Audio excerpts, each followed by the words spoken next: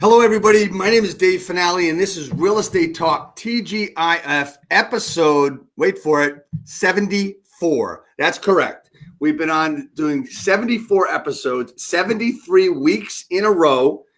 We have not missed a week. We did miss one Friday, but we have not missed a week. And you know what the TGIF stands for, right? That's right. Thank God it's finale, not Friday. Thank God it's finale. And here we are. And I'm so excited. I've been watching this gentleman for a long time. I've been reading his stuff. I've been buying his stuff, and finally get to meet him to do this broadcast. And I am so excited, man. It's like feel like we're best buds already. I mean, I love what you got to say. I love the energy. Everybody, welcome Pratt. Thanks so much for coming on. What's going on, man? Thank you. Yeah, David, man, thanks for doing this, brother. Thank you for on behalf of the industry. I know it takes a lot of work doing this, getting the groups together, getting people on, and man, great job, buddy. You do great. You do an awesome job at it. Thank you so much, man. It means an awful lot. So let's just get right into it. So, we've talked this week about you and your story and stuff. So tell everybody, briefly where you came from, where you started, and what got you to be the listing boss. So I grew up in Northwest Missouri, worked on a dairy farm. I was a farm boy. In the summer I would spend, in the fields doing square bales, and that's where I grew up. I grew up in a rural area of Missouri, and I barely made it through high school. I didn't go to college, David. I mean, pretty much all odds were stacked against me. But I had a gentleman in my life that came into my life as a teenager, and I would say that how I got started was he gave me a couple pieces of advice that just changed the trajectory of my life. And his name was Jimbo. This is him right here. The guy right there. That's Jimbo. Wow. That's our buddy, Armando. But, that's me as a teenager. And that's my mentor, Jimbo. And I used to spend hours in that kitchen. It's his kitchen in his house. And this guy would school me and he would teach me. Man, great job, buddy. Oh, sorry. Go ahead. It's okay. And he would teach me things and really just change the way that I thought. And he gave me different pieces of advice. But one of the pieces of advice he gave me was start a business. He said profits are better than wages. And I started Pratt Lawns as a teenager. And that was my first business I started. So I was doing that. And then I did that a few years. And Jimbo said, it's time to move. I go, where do I move to? He goes, you need to move to Texas. I'm like, why? He goes, you belong in Dallas, Texas. And so he took me on my first airplane ride. We flew down here to Dallas. We drove around. It was August, it was super hot. And he goes, so you want to move? I said, yeah. And he goes, set the date. Set the date, he said. I said, what do you mean? Set the date. When you moving? I said, November 15th, I'm moving. And November 15th came, 2:30 in the morning. I packed up my truck, drove to Dallas, Texas, where I didn't know a single soul. Got me a little 400 square foot apartment with a Murphy bed that folds out of the wall. And I remember coming here and me sitting in that 400 square foot apartment the day that I got here and me just sitting there thinking I could be anybody I want to be in this place. Nobody knows me. And I remember the freedom, David, that I felt in that moment that I could be anybody I want to be. And I did. And I went to work and I got a job going door to door as a door-to-door salesman as I was getting my real estate license. And that's how I got into real estate. And especially that's how I got to Texas. I had a guy that led me here. And then I got in the game. I got into real estate, failed miserably my first 6 months, blew 50 grand, didn't list a single home, no buyers, no sellers. And I remember this conversation. This is important because this is advice for everybody out there. I think everybody that has kids, I think we're as adults, we're just kids in adult bodies anyway. But absolutely. I think, right? Yeah. One thing I've learned, David, on my journey is you got to fly the coop. You got to leave the nest. And for me, leaving the nest was moving here where I was on my own. And it made me a man. It made me who I became. And like this environment, it made me become the best version of myself. And I remember as I was struggling, though, I almost moved home. I almost moved back to Missouri. I called Jimbo and I was like, hey, Jimbo, I'm thinking about moving back. I blew 50 grand, 6 months, no listings. I'm working 80 hours a week. Like, I think it was a bad decision, man, on moving down here, dude. I don't know anybody. I have no friends, no family, nothing in Dallas. And I convinced myself, David, to move back Called a few family members, told them I'm moving back. They all said, come back. We love you. We'd love to have you back. And I called Jimbo, and Jimbo said, and he had several adjectives in this conversation. And I said, Jimbo, I'm thinking about moving back. And Jimbo said, and I was belly aching about it. And Jimbo said, Haas, if you move back, you're going to be the biggest effing loser that ever walked the planet. If you move back here, you're going to be the laughing stock of the town. Everybody's going to think you're a loser. Everybody's going to think that you failed. You're going to prove them right. They all told you that you'd be back. You wouldn't make it. And here you come back with your tail between your legs. He said, if you move back, you're going to be, it'll be the single greatest mistake you've ever made in your life. And he hung up the phone on me. And in that moment, David, I decided that I will never move back. And that person that will never move back, it limits their choices. It made it easy to make 200 phone calls a day. It made it easy to knock 100 doors a day, every door, every floor. It made it easy to do the work because I didn't have a choice. And that's what, for me, it drove me in my 20s. I'm 38 today, but like that, that drove me for a good 15 years of just making it happen, buddy. Not wanting to move back, just not wanting to fail. Just keep doing it and doing the work. And pretty soon I lift up my head and I'm in a different place. Yeah. I want to accentuate what you just said about you get to a point where you're just not going to go back.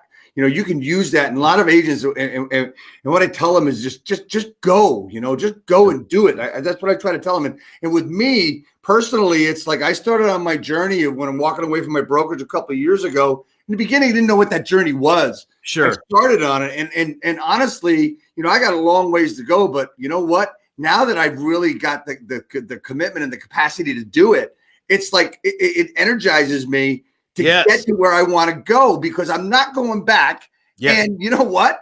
Oddly enough, and call it funny, I can't quit. That's right. Right? And like you didn't want to be a loser. You couldn't quit, so you decided to do it. So what were the intricacies that you changed to not be a loser? That's great. So the falling in love with doing the work that everybody else would avoid. Like in real estate, it was prospecting. I'm sitting here today. I'm telling you, I've never missed a day of prospecting. Every day of my life in real estate, I called hundreds of people. I did it every day, Monday through Friday, 9 to noon. It was my job, and I showed up every day. And, since then, I coach. Yeah, what's that? I said, bam. That's it. And I did the work. And but here's the thing, though. If there's a freaking slither, folks, of you not being all in, you're going to fail. Like, you're going to freaking fail. So like, let's say when you get into real estate or you get your real estate license, let's say somebody watching here that they're brand new, right? Let's say they get into real estate. If there's a slither of, well, if this doesn't work, then that's what you have to eliminate. You don't have a choice. There is no plan B. There's only plan A. You burn the freaking boats, you torch them, and you go all in. And if you want to achieve tremendous success in life and in business, that's the absolute only way you're going to do it. You got to be all in, and you got to be committed. I gotta accentuate this point now, because people will talk about being all in, but they're really not. They're really not holding them back. Right. I mean, it's like, you know what? Sorry, you got to grow a pair of balls and just decide that is it. When you decide, kind of like a death of what you walk away from. Right. Right. It's just amazing. So what it is? Look at immigrants. Look at immigrants that come to this country. Some of the most successful freaking people in this country came on a boat or a plane, right? And that's an example, because they don't have a freaking choice. It's either I succeed or I go back to name the country. And I mean, and they will do the work, and they will do what it takes. And I think that we got to pull that out in all of us and everything that we do. Right. And some of them, they can't go back. Right. Right. They can't go back. I mean, it's just, you just said it. If you've got that one sliver, you're going to fail. You have a slither. You got to be all in. Right. All in. So you go through 6 months. You went through all the money. Yeah. That you went through a bunch of money, and then you decided that you weren't going to go back. What did you do? Where did you? What did you use? How'd you? You know what I did? I became Rookie of the Year my first year, and that 6 month in, Jimbo made me dig deeper, and I had to find what was working. for the first 6 months, I wasn't leveraging my strengths the way that I should. And then my 6th month, what I did is I learned about a few niches that changed everything for me. One of the niches was FSBOs, for sale by owners. And so like I had no choice. I'm like, what am I going to do to figure this out? And I had a gentleman in my office that was 24 at the time. And this guy was the top agent. He came from another office. And I remember I pull into the office and I was like, who is this guy? He had 5 wrapped Hummers. And this was before Hummers were even a thing, right? It was like a spaceship, man. It was like, what is this? And I go to my broker and I go, who is this kid? Like, what is this guy's pictures all over the side of his Hummers? And she goes, oh, that's so-and-so. And he's just a few years older than you. And I'm like, where's his office? And she goes, oh, he just moved in right down there. And I went to his office, knock, knock. I said, what are you doing? He goes, you ever heard of for sale by owners? I said, yeah. He goes, that's where you should go after. And I had this light bulb moment. I went and got a lead provider. I got my lead provider to give me the FSBO leads. And I made my first call to FSBO, set my first appointment. Oh, shit. We lost him. Oh, there he is. Hold on.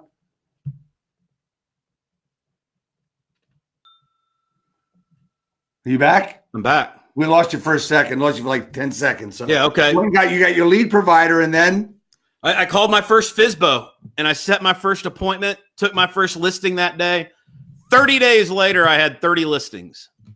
And 30 days later? I took a listing every day that month. Holy shit. Yes. The very next month, I took another 30. And I went from nothing to like blew up because I found my niche. That's the thing. The finding is reserved for the seekers. Like people give up. Like I almost gave up, David. I almost moved back home. And what a mistake that would have been. And you can't give up. And I started marketing to FSBOs and I just crushed it with them. And I mastered the phone, made it to where it was almost impossible for them not to meet with me. And every single day I was going against that guy, the same guy that told me about him. I know he regrets telling me because I took a lot of listings from him, but like what it did, it made us better.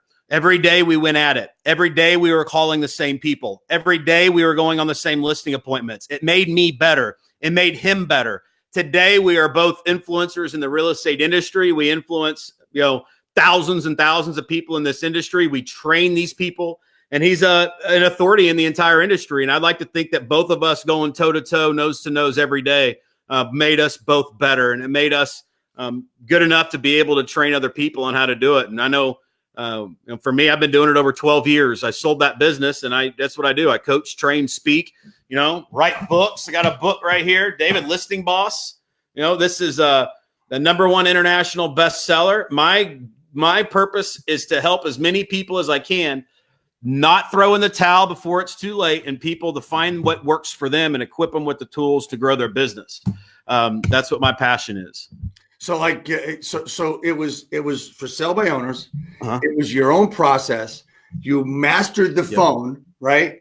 And what was it that made you master the phone, though? I mean, you had to have a lot of trepidation. You had to have fear, right? Well, I mean, I know not being a loser. I get that. And I don't want to. There's no room for fear when you're trying not to fail. There's no room for fear when you don't have a choice. That's why you have to burn the boats, because if you're not all freaking in, you're going to let fear get in that little slither that you left open because you didn't slam the freaking door. And that fear is going to go in there. It's going to pollute everything. And that's what happens. It's a mindset. So like, I don't have fear. I don't have a choice. There's nothing to be scared of. Like there's no other option. Like making 200 phone calls a day is what I did. And you make 200 phone calls a day, you're going to get good at it. And I got really good at it. I mean, to the point of if I got them on the phone, I'm setting the appointment. And that's what I did, buddy. Every day I just camp out on that phone, just set listing appointments. And David, I've never worked a buyer in my life, buddy, ever. I've only listed homes.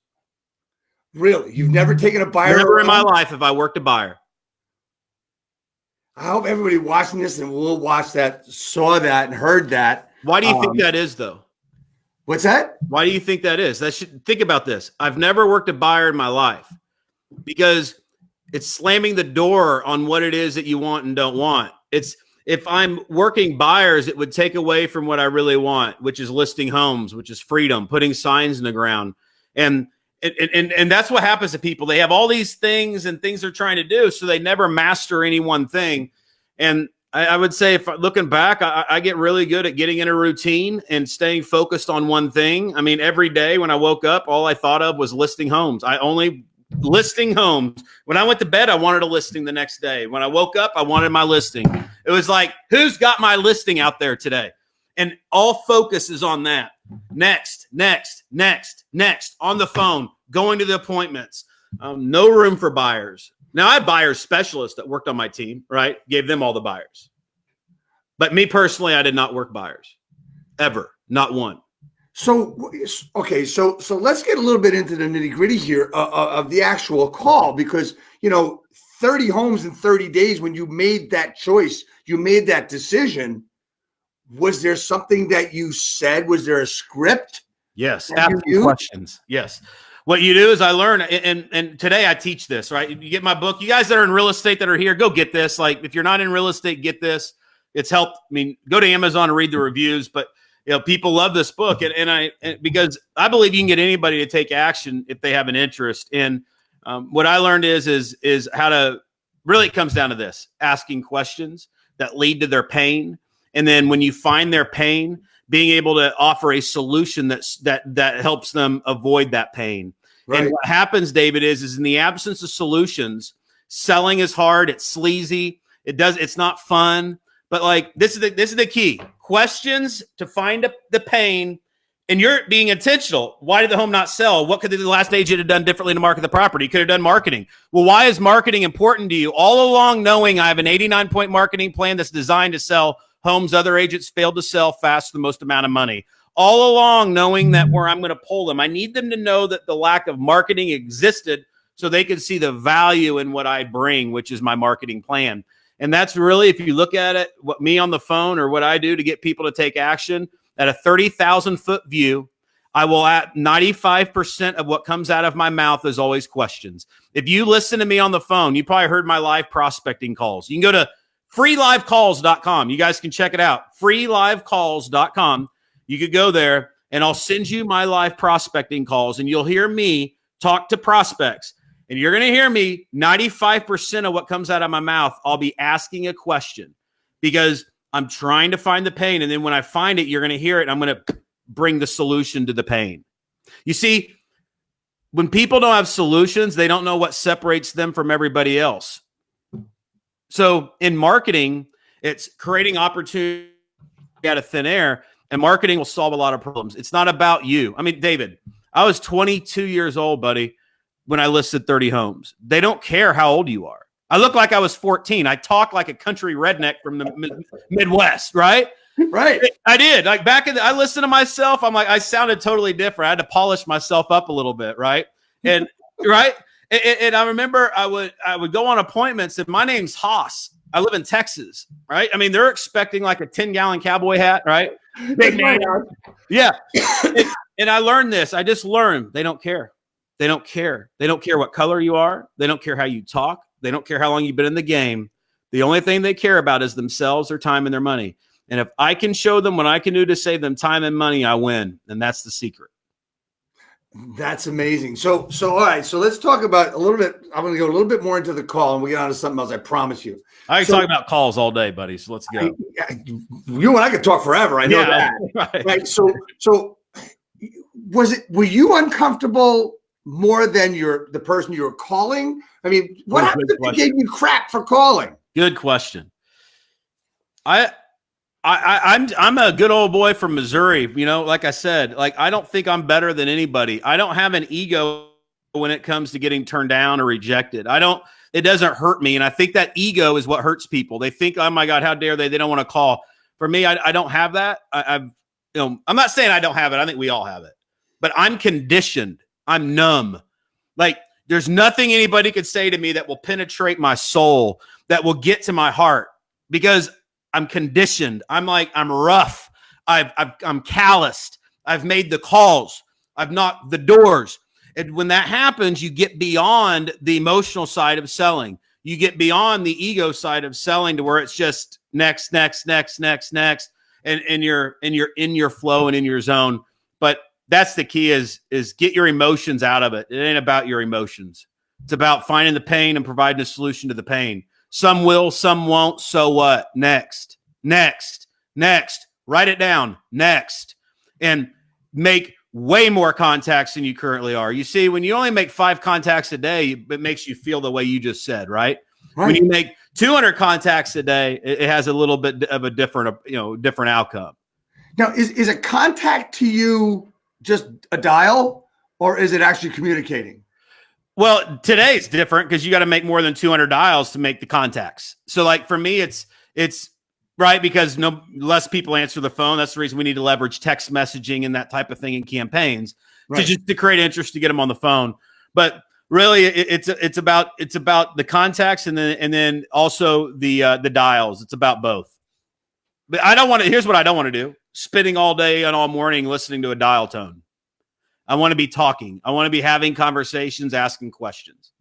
So, we get into the minutia of things a lot. And you had mentioned something earlier when you first started, you had someone or something to get you the numbers, to get you the information so that you could call.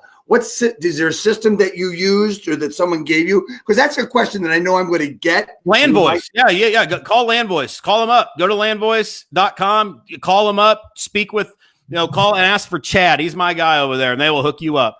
And what they'll do is they'll send you all the leads every day, all the contact information, cell phone numbers, emails, social media profiles, all of it. And, for me, I want to just touch on that. Like, I don't get ready to get ready, David.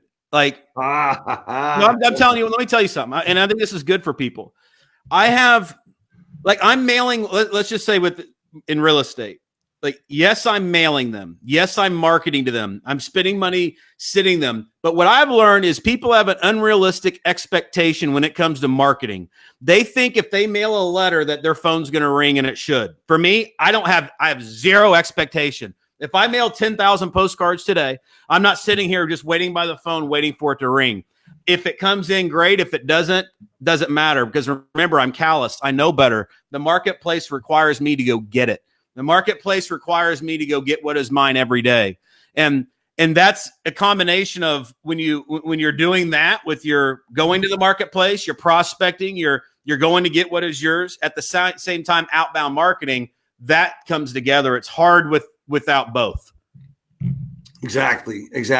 What do you think, aside from having that access, what do you think is the biggest skill that one needs to make that phone call, to call it for sale by owner? Is there a skill, or is it just being nice? That's a good question. Being nice will cost you more deals than anything. Nice people don't make good salespeople. I know that's probably hard for some people to hear. Okay.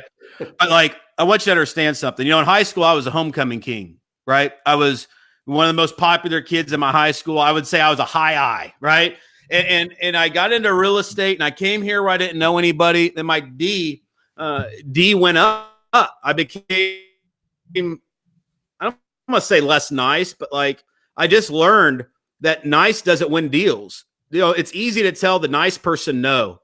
But I found an approach that's better. It's called being direct, right? Being direct, having empathy, right?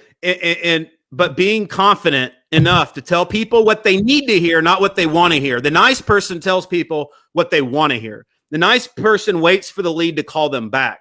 And that's what you have to shed. And I'm not saying don't be nice. I'm a nice freaking guy, dude. I mean, I am. My heart's nice. But look, like I said, nice doesn't win deals. And I'm not a jerk, but I will be direct, confident, to the point. I will tell you what you need to hear, not what you want to hear. Through that process, I'm going to earn your respect. You're going to see that I'm different. You're going to see that I got what it is. It's going to help you get what you want. And for me, I think that's number one is don't try to be nice. Be confident and direct. And the reason is because you have something to offer. And you need to be passionate about what you offer. You need to and have empathy where people are, and I think that's an important thing. But to answer your question, the skill that you got to have is on the phone. I would say sales and marketing are the two skills. But let's say on sales and prospecting, what skill? Tenacity is a good skill to have. A skill of being willing to do whatever it takes, being tenacious. not caring what people think, be willing to get in the dirt, get your hands dirty, get in the trenches. Like, dude, I grew up throwing square bales and milking cows. Like, making phone calls is nothing for me. Right. So one thing we talked about the other day, I want to get into it. We do have some people commenting, and we do have some people who are going to go live with a couple of questions in a few minutes. Okay. And I know we're running up against time, but you're good. Cool. So I wanted to ask you, we talked about something the other day. You talked about, a mode that you may get into when you're going to make a call or whatever you're going to do. Can you talk to that a little bit? Yeah. So it's, you got to get into flow in everything you do. So like, I remember when I went door to door, I would have to knock doors from 9 o'clock to 4 o'clock every day. And every day I was just knocking doors. I was selling salon coupons door to door. It's right when I was getting my real estate license. When I got into a real estate, I was on the phone prospecting for 3 to 6, 7 hours a day on the phone, just talking. When I got into speaking, I've done over 1,000 seminars all around the country over the last 10 years. And when I get on stage, how do I become more of who I am? How do I not let fear and being timid stop me? And when I'm on stage speaking in front of 1,000 people, and what I do is I've learned an approach that I apply. It's called, I have an alter ego. So my alter ego is Boss Haas. Every day when I'm on the phone prospecting, I have a white golf glove on and I'm sitting there dialing, and I step into this mode of Boss Haas. This guy's fearless, tenacious, does not give a damn what anybody thinks or says, is willing to do the work, loves the freaking work, and doesn't think, just does. And this person is confident. This person has fun. This person doesn't have fear. This person is everything that I am, the best version of myself. Like me, I'm a human, right? So I have fear, right? The things that stop everybody, but I rise above it. And it's creating an alter ego. One strategy you could do to do that is create an alter ego. And that alter ego is who you step into when you pick up the phone. So don't put David on the phone, put your alter ego on the phone. And that is what's funny? I talk about this in my book, Listing Boss, and I talk about alter ego. And I tell people you need an alter ego because we got to step out of yourself. And I had a visual, David, when I walked into my office every day from 9 to noon, I was on the phone minimum. And when I walked into my office, I did a visual where I grab a zipper on the back of my head right here, and I unzip it all the way down to my shoe, and I step out of my body. I open the door, put on my golf glove, and go. And I shed all of that behind me. So, well, what's for lunch? Who's over here? What team meeting's going on? None of that stuff exists when I step out of who I am. And it's a very powerful thing when it comes to being more of who we are. When I step on stage and I speak, and I love speaking, I love it. I love doing seminars. I'm passionate on stage. I have a lot of energy, but they don't see me right before I go on stage. Zzz, stepping out, boom, boom, go. And I turn it on. No matter what I'm doing, it's just automatic on, whether it's knocking the doors, whether it's making the phone calls, whether it's speaking to a big audience, whether it's this, like zzz, out and in. And to me, that's very clear in my mind, and it's automatic. It's something that's easy for me, to really have fun with, and it's to get peak performance out of myself. I like to think of it like this, David. There's two of you, right? I think subconscious, conscious mind, right? But David, there's two.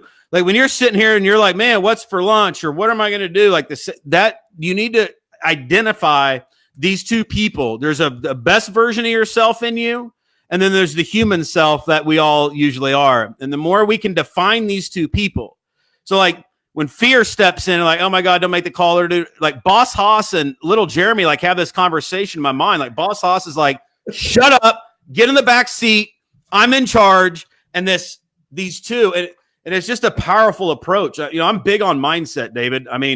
Big, and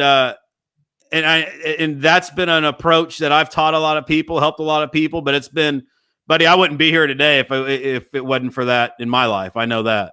That's just, that's just amazing. We've covered a lot of things. I want to. By the way, well, who is your alter ego? You know who it is, David. You know what I'm talking about, don't you? You know, right? When you go on a listing presentation or before you go live, how you get in the zone, right? Maybe you drink a Red Bull before you go live or whatever you do, or you do push-ups, but like you're getting prepared to go. And we all do it. Like I remember growing up, I played t-ball, baseball. My dad coached me, and on the way to the game, my dad's telling us, I had 3 brothers, get your game face on, boys, get your game face on. Well, what that means is step into that alter ego, turn it on and turn it up. Okay, so for the first time, I'll tell you, I'm a rock star. There you go, buddy. I'm a rock star. David Rockstar. And I was just trying to figure that out, a few Yeah. minutes ago when you were talking about it. And I realized my daughter got married recently, about 5 weeks ago. And everybody was so amazed at something I did at the wedding, being the father of the bride. My daughter was worried about what I was going to do. Yeah. Right. Did you have to give a speech? I did. They didn't. That was okay. But I actually asked to sing with the band. Yeah, it's awesome. And I did that. And, it made everybody uncomfortable, didn't it? It made people uncomfortable, and they were amazed. And when I wasn't looking at the words or where the mic was, I looked out and I saw all these people around me. I just said, "What the hell's going on?" So I just kept going. Yes, and it's almost like you get high off of it, right? It's like you get beyond that. Now, here's the thing I want to explain. You could succumb to that, or you could rise above it. And this is what I mean. A lot of people, when they step on stage, like as a speaker or on an appointment or anything, oh God, look at all the people. Oh geez. And their breathing changes and their heart starts beating differently. And I've seen speakers just bomb on stage, like embarrass themselves because of that. And what I'm saying is you wrote it. You saw it, you turn it on, you threw your freaking notes down, right? And you became more of who you are. Right. It became a light in that room. And everybody's like, oh my God, look at this crazy guy. But like you impact people in that state, right? Absolutely. You do. Absolutely. And it's being comfortable when everybody else is uncomfortable. Because when I'm talking about the level of energy, David, I'm talking about it's a higher level of consciousness and energy that most people, it's contagious. They love it. And like, that's what I would encourage all of us to be more of that energy around those people around us. I tell people, be the most positive and enthusiastic person you know, because be the light. Absolutely. Shine the freaking light. I'm going to roll over and bring up Sekou Pyle, who I am honored. Look at this guy, man. Sekou? We're working hard, man. So is your name Sekou? That's right. And that's the alter ego as well. Dude, I have a buddy named Sekou, man. I've only met one Sekou. I love that name. Well, damn it, man. Now you got 2. You know what you do? You say, hey, say who? Sekou. Sekou. Can you see? You want me to turn the camera, Finale? No, you just got to get in the middle of it, brother. That's all. So Sekou and I work together. I mean, I'm honored to say that Sekou is a coach of mine. Whoa. I met you, Sekou. I know you. Yes, you did. I don't ever forget anybody. Like when I speak, I met you in New Jersey. I spoke at a college. That's right. Remember that? Montclair. And you came up and I said, here's what I said. I said, dude, your energy, didn't I? You certainly did, man. And did I not? We implemented as soon as you. Here's the thing. This is what I'm talking about. We took action immediately. Oh, can you hear me? Yeah, you are 100%. Yes.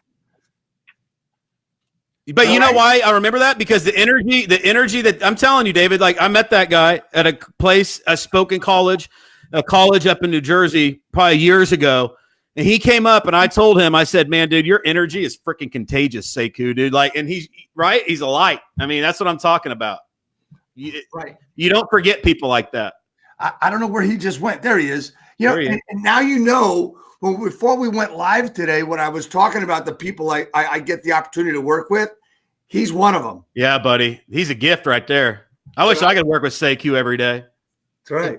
For me, we get to hang out together. We grow. Literally every day, there's something that we talk about. And we're both like smack, and we're like writing stuff down. And if you could compile our ideas, brother, we'd have like it would be a how-to book that would like change the world.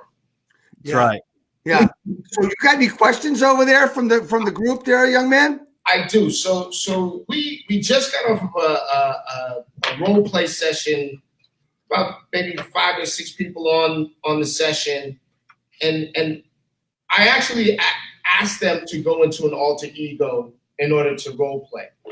right? Yeah. And I got that from you, brother. So I asked them to invoke their alter ego and under role play. What do you think the best way to practice the alter ego is?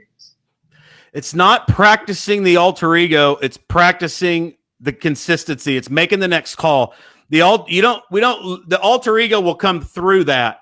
And so don't sit there and be like, okay, well, who's my alter ego? Got to get clear. Like, just do the work and let the alter ego follow. And eventually you'll be trained enough and conditioned enough that the alter ego is just natural part of when you turn it on. It's like as soon as you start calling, it just happens automatically. But don't sit back and try to get your alter ego all right before you hit start, because you'll never do it that way, right?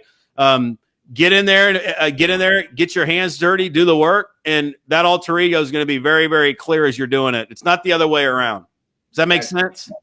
That's banging. Yeah. I say Q because it gives people permission. If I'm sitting back and I'm like, okay, I don't have to make calls. I can just sit back and think about my alter ego. That's what people look for. They look for the getting ready to get ready. Yeah. And right, like I can't make calls because I don't have my alter ego. Like that's BS. Like that's not what I'm telling y'all. Like you got to do the work first, and be consistent at the work, and then you'll be able to refine and things will get better. But don't ever start with getting ready to get ready. I like big and easy, buddy. I like things that I can do right now. Start right now. Yeah, I got one more. Right, so yeah, the agents are like constantly in a state of flux, constantly a state of ebb and flow when it comes down to business. And one of the topics on today's discussion was, how do you deal with it when things are breaking down? So I guess the question to Hoss Pratt is that when things are rocking and rolling, yeah, we can see it. But when things are breaking down, what do you do? How do you deal with the things that break down? As long as I'm doing the dollar producing activities, I'm doing the work that I got to do, like let the chips fall where they may. I don't pay any attention about the chaos around me or the breaking down around me or the clients, that cancel their listing around me. Like all of that stuff it's just part of business. It's like, you want to operate in the eye of the freaking storm. And here's the eye of the storm. It's me sitting here prospecting for 3 hours a day, setting appointments. Let all this chaos happen outside, but I'm in the eye, buddy. Like I'm in the eye of the freaking storm. It's peaceful. I'm comfortable there. And look, at the end of the day, all I got to do is just this anyway. Control. This is the only thing I control. The only thing I control is what I do. And this will solve a lot of problems. By the way, I'm making phone calls right here. It's what I'm doing. Right. But this will solve the problems. And so I just find that everything always usually works out, Sekou. Like everything works out. I've been self-employed my whole life. I've never been bankrupt, knock on wood. Maybe I should have gone bankrupt. I don't know. But maybe I didn't go big enough, I don't know. Like, right? Like, for some of you have a bankruptcy, you're not an entrepreneur. But really, my bills have always been paid. Everything's always been all right. I've been in commission sales my whole life. And if I ask why, it was because I didn't worry about the outcome. I worried about the action. I'm not outcome oriented. I'm action oriented. And that's the distinction.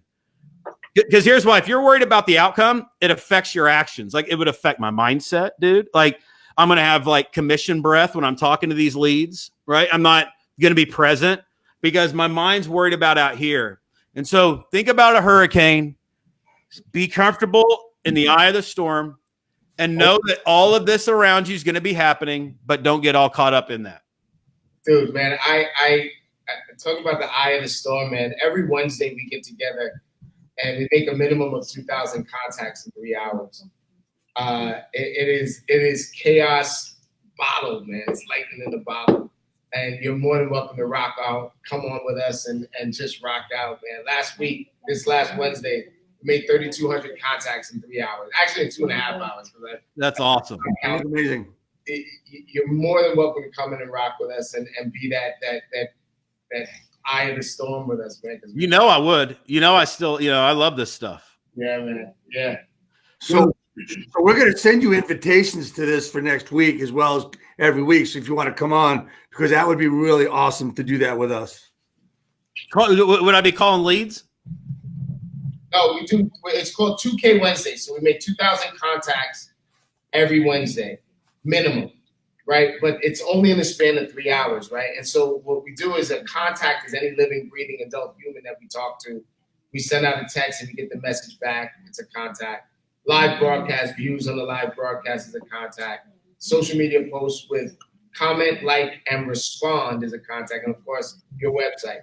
We start defining leads is when that contact asks us a question. So we're in charge. We're asking all the questions. Like you said, 95% of everything that you say is a question to these people. When they start asking us questions, we designate them as a lead. There you go. You know what I mean? And then the appointment, and then of course the contracts, man. We wrote, I think, 5 or 6 contracts in those 3 hours as well. That's awesome. Yeah. It's amazing. See, that's why that's what I do is I know that the contacts lead to the closings. So for me, listen, all I'm going to do is make the contacts. Like that's the only thing I control, Sekou, is the contacts. And knowing that in that process, I'm going to build my skills. And here's my advice to everybody that's sitting there. Like, you know what? When I was making 3 hours of phone calls a day, 3 to 6 hours a day, knocking doors, doing the work, let me tell you something. I did not know where it would all lead. I didn't know I would be here today. I didn't know I would be a best-selling author. I didn't know I would be a speaker and I would be able to train and coach thousands of people. I didn't know that I was being prepared for something greater. And that would be my advice to everybody is if you're trying to avoid something, especially in real estate like prospecting, first off, you don't know where that is going to lead. And that skill is inevitably going to lead to something great. And so do the work and know that, you're not going to have to do it forever. I mean, eventually you build your team and you do it, but be willing to always be the one to do the work and know that, and expect great things to happen. Like have faith. That's amazing. Now you're talking about your book, The Listing Boss, but there was a little bird that told me you're working on something else, a new project. Oh yeah. You heard about this? I did. What's that new project all about? Can I tell you about, here's my passion. Like you guys, I didn't go to college. I barely made it through high school. I say that just because I've had to learn like everything, like investing in myself. My perspective's different than a lot of people's because I have not been indoctrinated that way. Right. I've had to go get what is mine. And what I've learned is that it's about stacking skills. It's about skills, and it's about putting yourself in a place that you can master specific skills. So I'm writing a book called Skillionaire. Sekou, you got to become a skillionaire before you become a millionaire. You see? Tell me I'm ready to buy. Yes. So I've got that book. It's going to be available in 2020. And that book, I'm confident it's going to change a lot of people's perspective, hopefully a lot of people's lives. But if anything, it makes a cool t-shirt, the Skillionaire t-shirt. It's always fun to rock too. But that's what I'm working on, man, David. I'm writing that book, and the book's not real estate specific. It's entrepreneur, real estate, commission salespeople, business owners, right? It's that whole thing of anybody that wants to level up. Well, as Sekou knows, is there anything else that anybody wanted to ask while we have Hans on the air? We got a room full of people, but everybody's like nodding their head. And as soon as you said skillionaire, everybody's eyes got all big. Y'all like that skillionaire, don't you? I think that was a mic drop moment over here. Yeah. I think so. The thing about marketing and book writing, you guys, is if you can, that came to me. There is no original thought, meaning we don't control our thoughts. I believe that God gave me that one day, and He goes skillionaire. And I remember I took it and I just loved it. And anytime you could use a book title, for example. The book title should be something that is an identity to people. I wrote this book, Listing Boss. Listing Boss is an identity, right? Like for you guys that are in the room, you list homes, like you I'm a listing boss. Like you feel that. And skillionaire is no different, man. You got to, all y'all, become a skillionaire. I got to tell you, man, this is I got to say, one of the top of the 74 shows that I have done on Real Estate Talk TGIF. I mean, this has just been action packed. I mean, you know what? From our brief conversation earlier in the week, I mean, this was just everything and more than I wanted it to be. And I thank you so much. Are we done already, David? We can keep going if you want, man. You see, skillionaires can do this. Skillionaires can talk about what they're passionate about all day. Like we really could. Sekou and David and I could go on all day and passionately talk about what it is we're talking about. And okay. So you open the door. I'm gonna go through that door and ask you a question about phone calls. Remember, the door's shut. I don't leave doors open. Remember that? Oh, that's right. The door's shut. Yeah. I'm inside. It doesn't matter, right? So so you're talking about calling for sale by owners. What's the difference in the call with an expired listing? The expired's more direct. So you go for the gusto. You're going to crank up your directness and confidence. And then on the FSBO, it's more of a nurture. Not all FSBOs are ready to list, but it's more of a nurture. So like the difference is the gloves come off on expireds. On the FSBOs, I'm going to be direct, but I'm not going to go for the gusto like I would an expired, because an expired already listed with an agent. The last agent failed to sell the home. With a FSBO, oftentimes I want the marketplace to, I don't want humble them maybe, right? But the marketplace to work on them a little bit, to be like, okay, maybe this is harder than I thought. Maybe I do need Haas to come list my home. And so that would be the biggest difference for the high eyes in the room, the people that are the life of the party, FSBOs are a great place to start, right? For the people that are D's, direct, dominant, expireds is a great place to start. But I love those two niches, David. I think that those two niches are the fastest ways to put signs in the ground. I want to thank some people that have been on and making comments. You got Steve Cantor said he almost gave up. And Antonio Fratellone says take action or go home. Steve Cantor says use land voice. And Steve Wick says any chance you can repeat that 2K push you all did. That's super cool. Yeah. I mean, if you're asking us, Steve, to redo it, we do it every Wednesday. If you want to hear about it, feel free to reach out to myself or Sekou. I would be glad to give you that information. But basically, from 4 to 7 on Wednesday Eastern time, Sekou goes live on his page in the Appointment Academy, and we're looking to get everybody we know. It doesn't have to be from one company or another to come on and start making contacts, and we add them all up.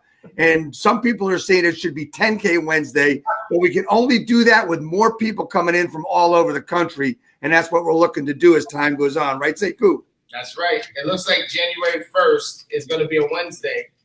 And everyone in the room is like 10K Wednesday coincides with National Expireds Day. So, right. Now, man, we're going to do 10K Wednesday. Holy moly. Well, that's just fantastic. Haas, what would you, if there was one final thing you wanted to say before we ended our broadcast today, what would that be? What would be words of wisdom from the listing boss, Haas Pratt? Boss. Yeah, man. I would say this, no matter where you are in business and life and first off, you got to know this. I have a formula that I have. It's called live the dream. For me, y'all, I just want to live the dream. I just want to have fun. I just want to be the best version of myself. Like, I want to do what I want when I want. Like, I just want to live the dream. I want to help you guys live the dream, help everybody live the dream. It's what I do. It's my why. And to do that is my formula I want to give everybody.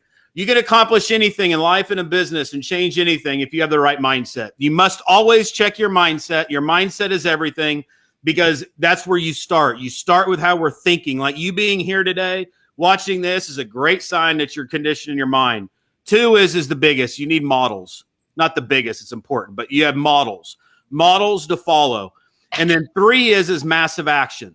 So mindset, models, and massive action are the keys to anything. And if any of those things are missing, we don't get results. So here's my advice. Don't worry about going to recreate the model or trying to figure out how to invent your own model. You need to align with people who have a model. Like if you need a model, here's a model. Listing boss. Get this. It'll change your mindset. It'll give you the model, but it's up to you to take massive action. That's the part I can't do, is to do the work for you. And be the person who falls in love with the work. You know, there's a book by another book by David Goggins. You guys probably know that book, right? Dude, man, right?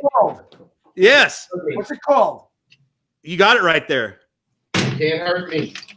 That's it. Can't Hurt Me. That's probably the greatest book ever on mindset. Do y'all agree? Absolutely. That book will screw you all up, man. And that mindset is just fall in love with the actions. Fall in love with doing what you don't want to do. Fall in love with what everybody else is trying to avoid. But the key is always be following models. So like we're applying action, doing something, but we're not trying to figure it all out. We don't think we know it all. We're learning and we're just doing the work. And I think that for me is the most important thing for anybody is make sure, like if you're stuck right now, you either have the wrong mindset, you're not following a model, or you're not taking massive action. So I would go within and I would look at what do you need to do? Do you need a model? If you need a model, talk to me. I'll help you. If you're not taking massive action, make the decision now to do it. I love what Sekou said. Do the 2,000 calls, but take massive action. That would be my advice to anybody that wants a better life in business.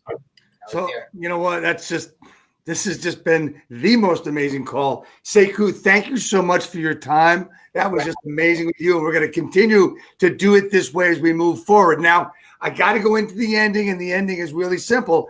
In the beginning, this is why you came on, to get the hat. And so I just want you to know that it'll be in the mail to you shortly. But we also need you to come to the Northeast. We're willing to go to Texas, but we also want you to come to the Northeast and hang with us and do whatever. But man, I love the Northeast, man. That's where I met y'all. I've been there. I met Sekou up there. I don't think I met you, David. Were you there in the Pine? No, I was not. Yeah.